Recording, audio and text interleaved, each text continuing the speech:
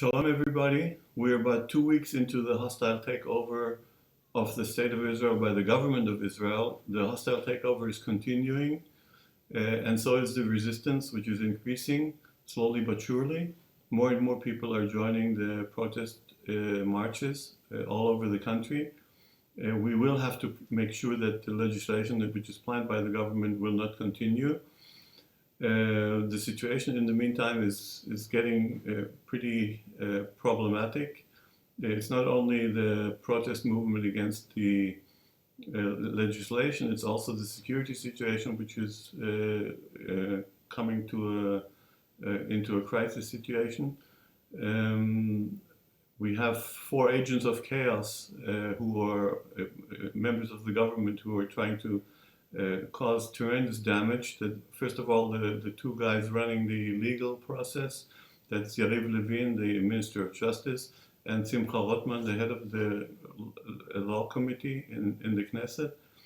And there are 2 guys in security, one the Minister of National Security, Ben Gvir, who is doing his very best to blow the security situation out of the water, and his pal Smotrich, who's doing the same in the West Bank. Under these circumstances, we shouldn't be surprised that the shekel has been losing ground and the stock market has been losing ground, and lots of hedge funds are considering what to do next with regard to Israel. The new government has legitimacy to change policy, but it doesn't have the legitimacy to change the playing field, and that's what they're doing. They're trying to change the system of government in Israel, and they're trying to do that without a wide consensus. They're not trying to get the consensus, and that's why it's important that we continue the protests and that we continue our efforts to put pressure on the government. Now, it may very well be that as a result of the pressure we're putting on the government, and there will be violence in the streets, and the President of Israel has realized that may be an outcome, and he has proposed some kind of a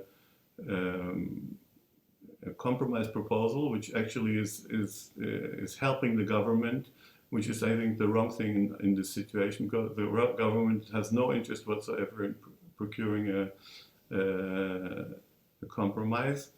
So without further pressure, this isn't going to end well. So we have to continue our movement of resistance. Until now, the Israeli Arabs are not member of the resistance movement. I think their efforts are being made to have them join. They are the ones who are going to suffer most from